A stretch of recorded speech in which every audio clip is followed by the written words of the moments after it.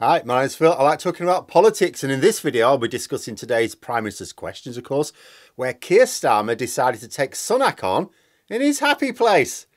I did not expect this, but it was perhaps a warning to the Prime Minister that there is no safe policy area for him.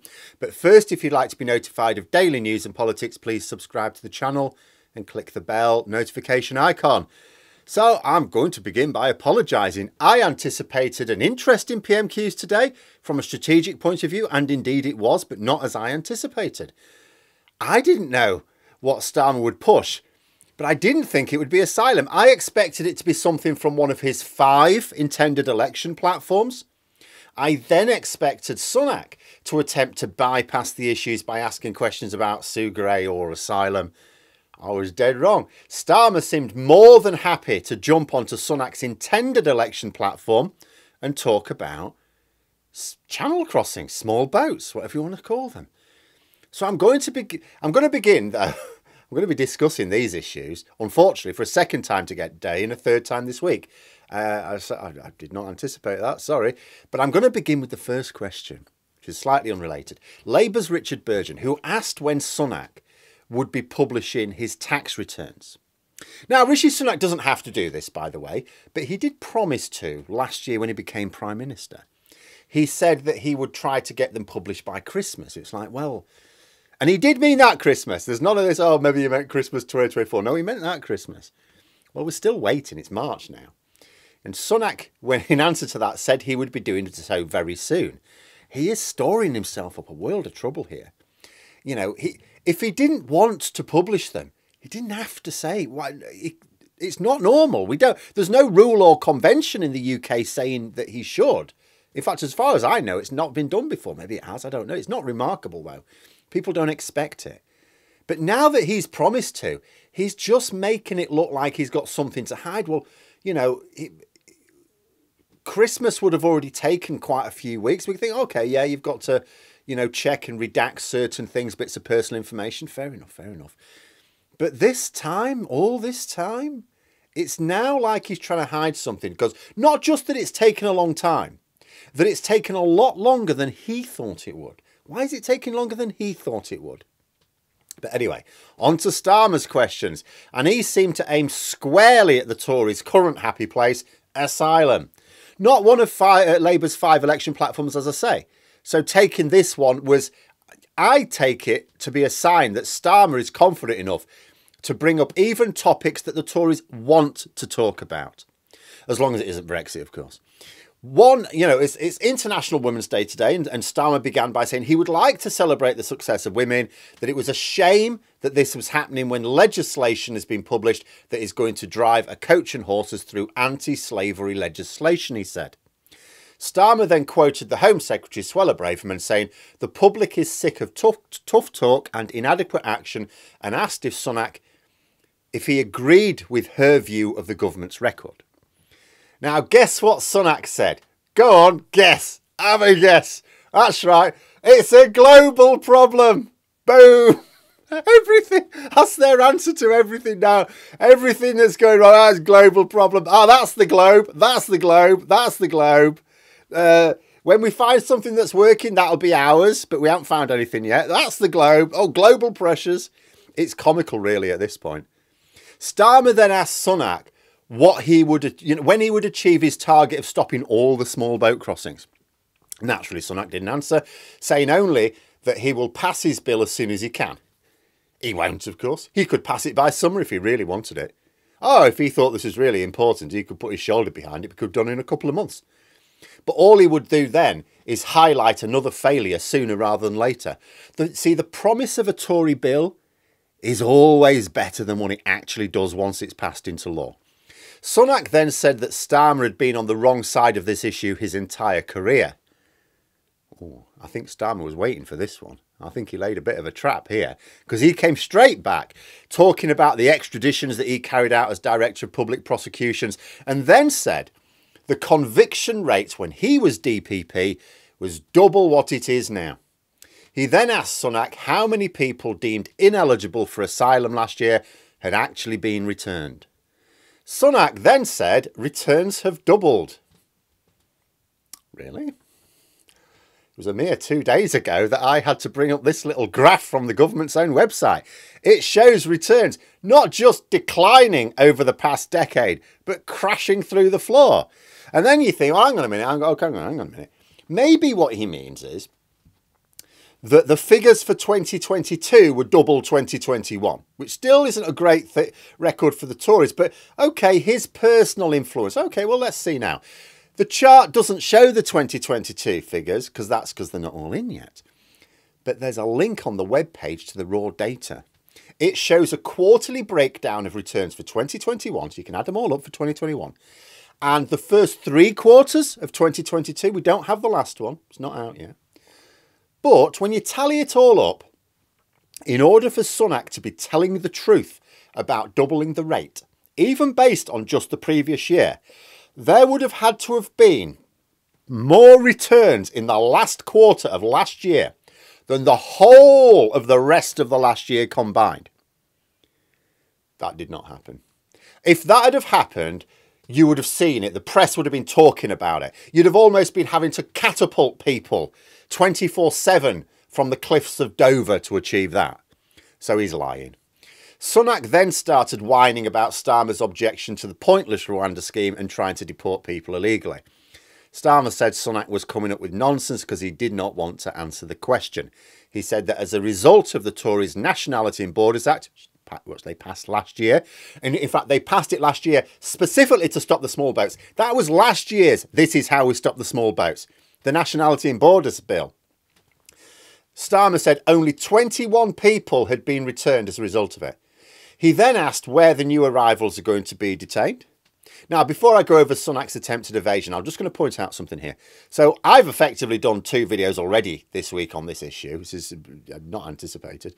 But specifically on why I think the Tories are getting their asylum strategy badly wrong. Essentially, they are pushing lines that only work for the opposition.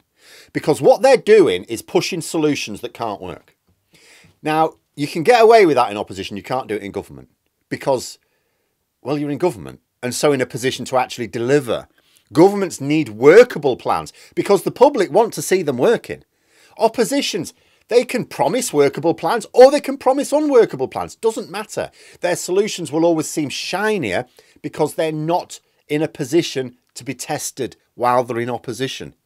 What Starmer was doing here was what Richard Tice of Reform UK might have done in the same situation. He was asking about the government's record, including recent record, on their attempts to tackle what they think is a serious problem. Because this isn't like Labour claiming this is a serious problem. The Tories thinking, well, we don't think it is. The Tories themselves are saying this is a serious problem. And they're in power. And they have the numbers to pass any legislation they like. This is why Sunak cannot possibly answer the questions, because the answer to every question is, yes, we've got the numbers to pass any legislation we like, and yet we have failed to improve the situation at all. In fact, do you know what? It's actually getting worse.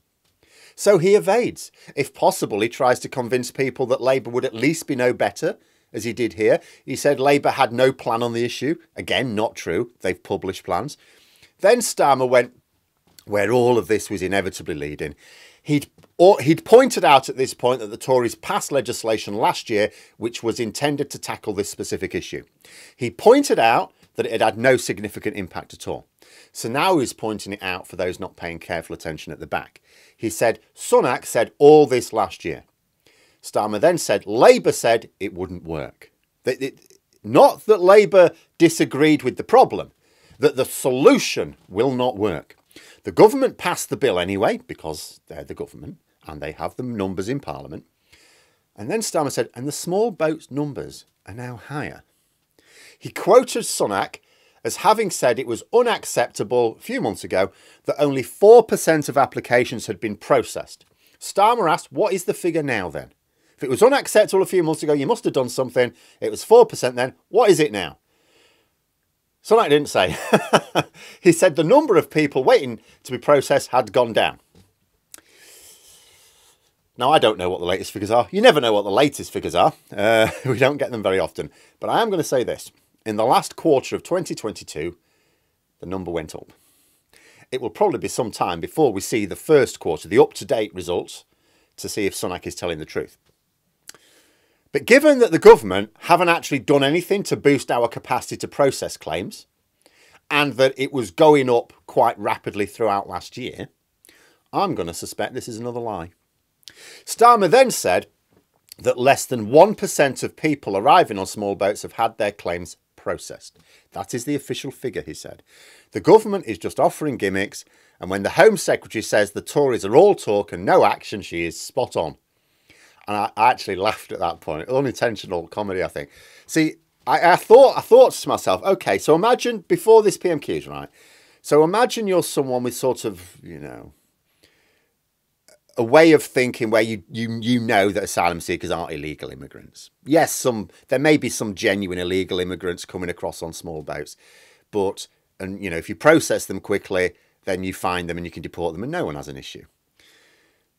Imagine someone like that who understands the truth about asylum, and imagine telling them to find a statement that Suella Braverman has made about asylum and saying you agree with it.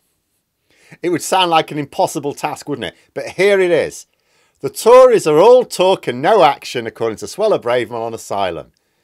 I think what Starmer has done here is basically he's roughed Sunak up and told him you've got no hiding place, son. Labour don't want to make the next election about asylum or Brexit or anything that makes the Tories look united.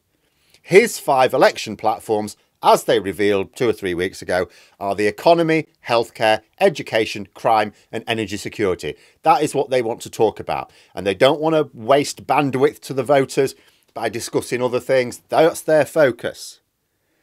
But the only thing that unites the Tories is demonising asylum seekers and public sector workers.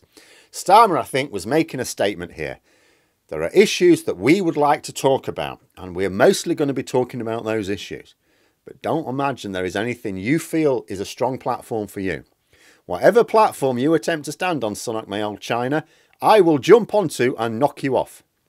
As I've already said this week, asylum is not a strong area for Tories. It's an area that unites their MPs, but it is not a strong area for the government. In fact, it's a very weak area.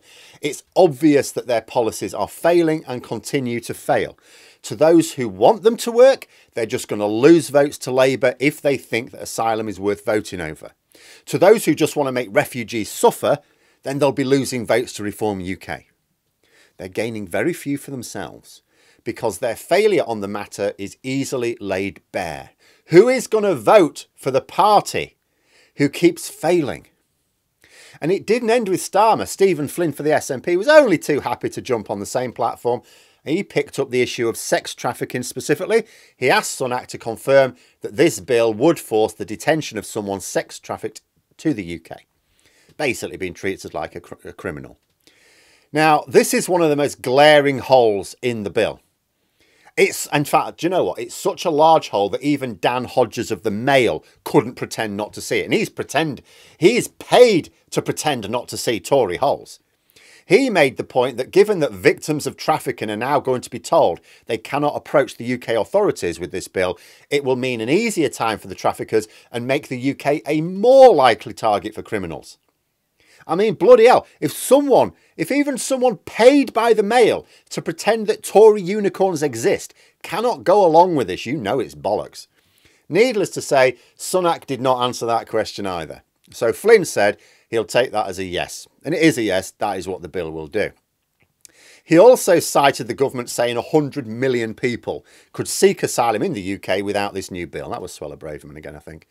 Flynn said this is nonsense and asked who was inspiring the government, Nigel Farage or Enoch Powell.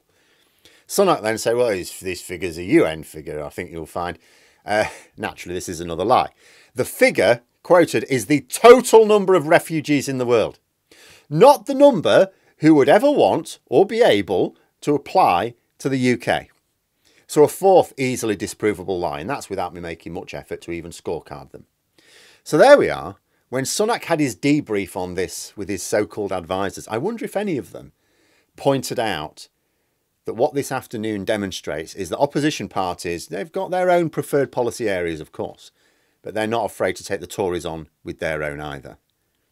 But there we are. Those are my thoughts. Let me know yours in the comments below. Hope you found the video interesting. If you did, please click the like button if you'd like to support the channel further, the join button for memberships, and until next time, I'll see you later.